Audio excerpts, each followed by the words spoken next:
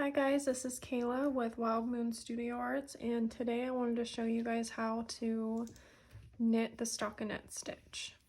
So I've casted on my required number of stitches, and now I'm just ready to do my stockinette stitch.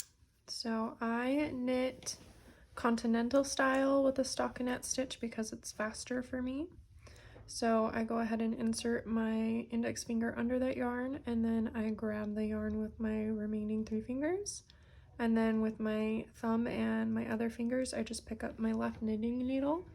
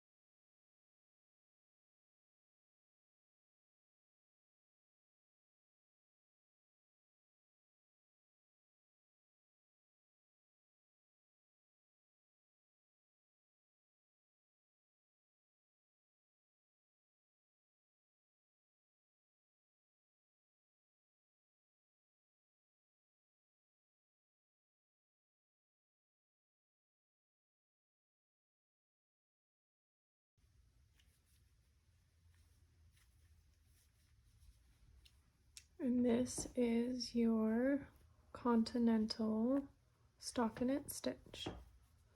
If you found this video helpful, please like this video and subscribe to my YouTube channel for more how to knit content.